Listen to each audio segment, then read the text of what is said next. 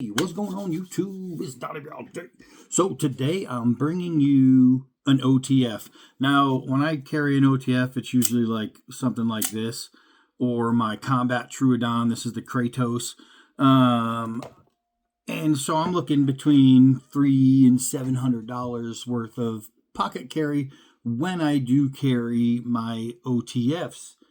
This one's a little different. It's a Bud K special, the Bushmaster Mamba OTF knife.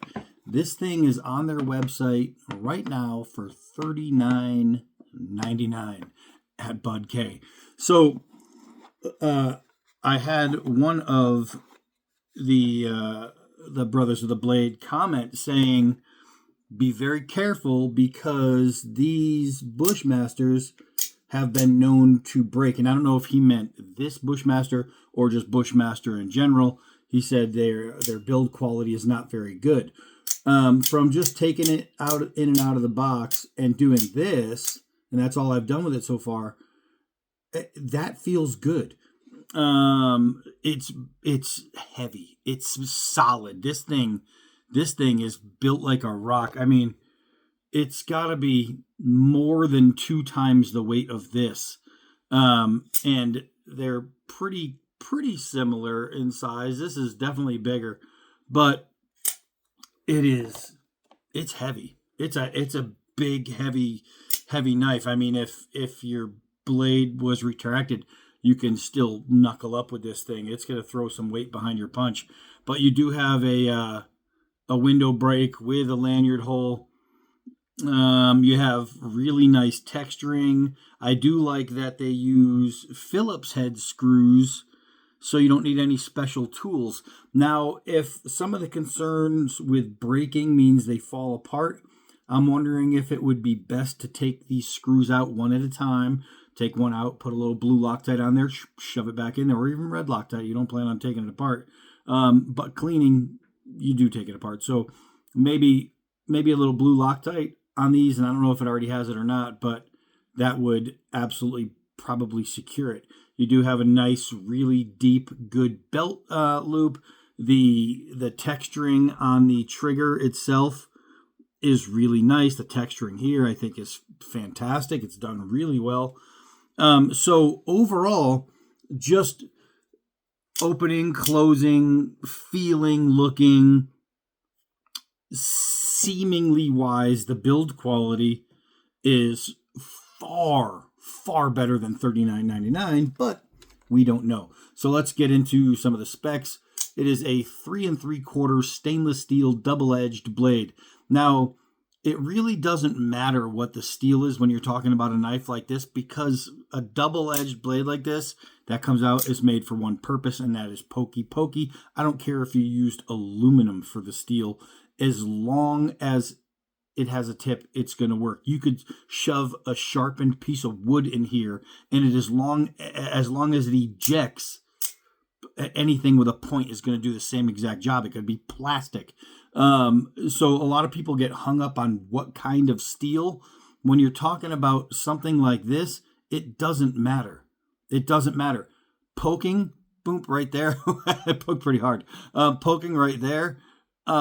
Once that enters, it doesn't matter. It doesn't matter what the steel is. It could be the worst unheat treated. You could have just a plain 420 unheat treated or 3CR13. I don't know what this one is. It could be one of those. But you could have the worst steel in the business.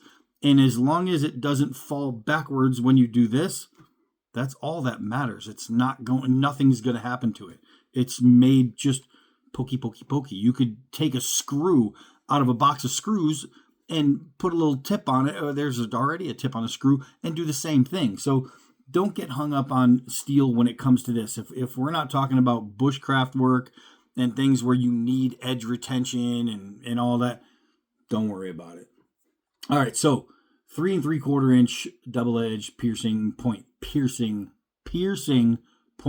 It does say for versatile use, but the versatility will be mostly just like opening packages, self-defense.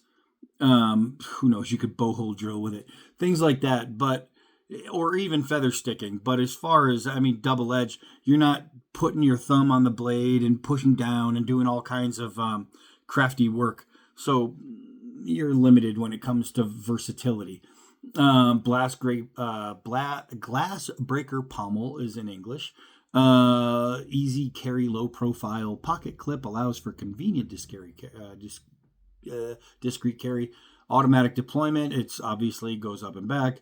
Black TPU handle, which I don't know what that means. It could be like a rubber. Texturing for firm, no slip grip in any condition. I'll give it credit. That is nice. Let's see, specs here: 3 3/4 in the blade, 9.5 overall, which leaves 5 3/4 for the grip, which is a really substantial grip. But we don't know how it's going to work until we take this thing outside. So let's go do that. All right. So nice and poppy. I do like that. You can really see the texturing there. That is not too shabby. All right, so let's do some 4-foot drops. This is going to tell us on this knife in particular a lot of things. It's going to let us know if the locking mechanism is good. It's going to let us know how well it pierces, which should be good. And it's going to let us know if the tip is too soft, and we will see if anything shatters, which I'm thinking it shouldn't, but we'll soon find out. Now, it is really heavy in the rear, so I don't know from 4 feet if it's going to drop straight, but we'll find out. Oh, it's heavy in the rear. That thing was moving. Let's try that again. There we go. All right, so the bite is fantastic. So the bite went a good 1/2 inch all the way in. A lot of dust on this thing. That still works. It didn't close on us. Let's do a hard downward throw. I don't want to go too hard because I don't want to break it on purpose. I'm not a jerk. But I do want to make sure that this thing is going to be strong enough. Now, just for a 4-foot drop is more impact than if it's going to hit skin, right? So fair to say that your knife would have survived if you had to use it. Ooh, oh man, you can hear the springs. But what I could say is that the bite really, really is good. Let's see, we had a nice wobble in there, boing, no bending there. Everything is sitting really nice and straight. It goes up, it goes down. We're going to do that one more time. I want to give a nice throw one more time. And I did go harder than I thought I was going to, but we'll see here. Oh, no. Oh, no, it rolled out. Let's try that again. Bam. Do you see how far that bent over? If that tip's not bent, then I got to give it credit, because that thing bent way over, and it looks like it is dead nut straight. It didn't collapse, so that means nothing failed on the inside. Nothing separated. The frame is still nice and tight. Back and forth so far. All right, one thing I didn't test yet is overall sharpness. And it's sharp. It's definitely, oh, it's hard to keep them on there, but it is freaking shaven hair. You have, for $39.99, an OTF that can take an impact harder than any impact you would have in a stab in a self-defense situation. That's harder than any of that. I don't care if you're wearing 6 jean jackets with a leather t-shirt. That throwing into a block of wood is more impact than you're going to get on a self-defense situation, and it handled it. $39.99, whatever it is. So far, so good. I mean, that's impressive no matter how you look at it. For the price it is for a dual action OTF, that's fantastic. Now let's see if since I can't put my finger on here, what I have to do a push cut is I have to put all that pressure here, which is going to put a lot of pressure there, which means if this frame is crap, it's going to bend the internals, and we're going to see how well it does. And wow, that was a really, really clean cut. That was a really clean cut. 100% impressive. That's a ton of pressure going down, and it didn't warp anything out of track or out of usage. So let's see here. I'm waiting for the FedEx guy because I have 2 lightsabers coming today. A Kylo Ren and a Mando, and it's from End Sabers, which is the best lightsaber makers in the world. And I'm really excited about that. I'm nerding out with my Star Wars nerdy. Oh, and I should have a gun delivered today to my gun shop, which I have to go pick up. So here we are. It cut straight through the hose. That's 2 layers of nylon, 2 layers of rubber. We're going to give it a nice rip cut and see how clean that edge is. And that is a really nice clean cut. You can see a few fibers right here, which means it's obviously not the most pristine. You know what I mean? It's not Jack Wolf Knives quality edge, but that edge was incredibly clean. That's better than some of the cold steels I've done. So that was really, really nice. It's a nice clean cut. Now we're going to give it a good twist. That means more layers of rubber, more layers of nylon, and we're going to do the same thing. We're going to press down, and I'm going to flip it around this time so I get wrong way. So I get even pressure, because the last time I pushed this way, now I want to push this way, and I want to make sure that going the other way, it's going to be strong enough. Wow, that is super clean. That is a super clean cut. Let's see, now we have a whole lot of it.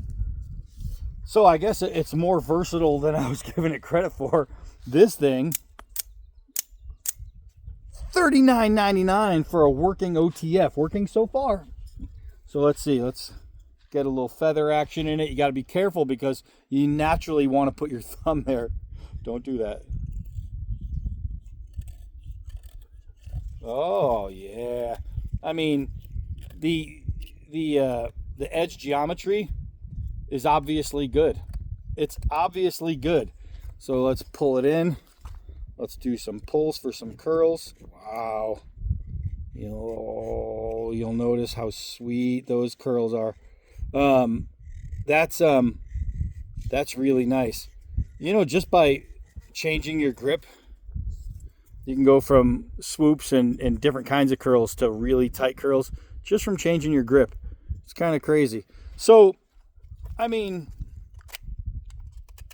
what we're looking at, and again, this is a lot of pressure on the blade going this way into the frame, and I am able to cut with really no effort. That is really nice. That is really, really nice for the price point on there. For that to be continuously clicking, making sure there's no gaps in the frame, like nothing's changed. There's no extra blade wobble. All OTFs are going to be able to pull because they're on springs, but there's no blade wobble that shouldn't be there. That's all good. I mean, come on.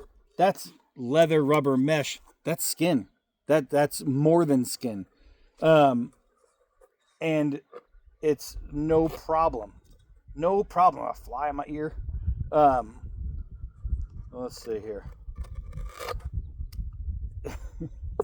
Guys, we're talking, this is a double-edged self-defense piece. That's what it is.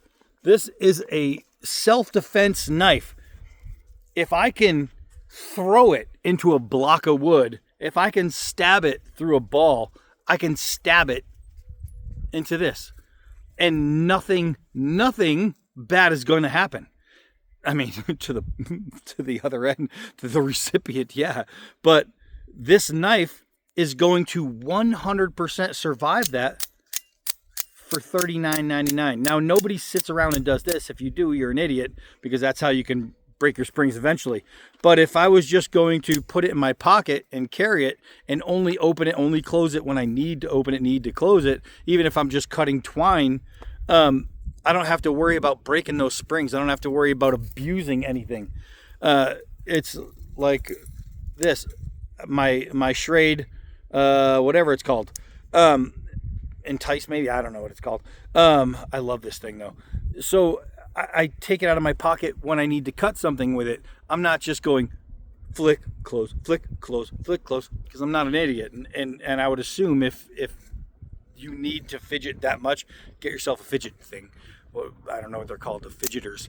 But this thing right here, that's fantastic. I can't believe the quality for the price on this piece. How strong it is, how sharp it is, how good the edge geometry is, how comfortable it is, how grippy it is, how easy it is to use. A lot of people didn't like the Combat Trudon because they thought it was too hard to use. This thing is simple. This is simple. And for that price, you gotta be kidding me. All right, well, I gotta say, from using it just inside the house, opening, closing, I didn't cut with anything with it, but I opened it, closed it, held it, got a good feel for it, pulled on the blade. I don't know. Can I say that it's 100% worth $40? Absolutely. So that's it for this one. Hi, I'm Donnie B all day. Until next knife.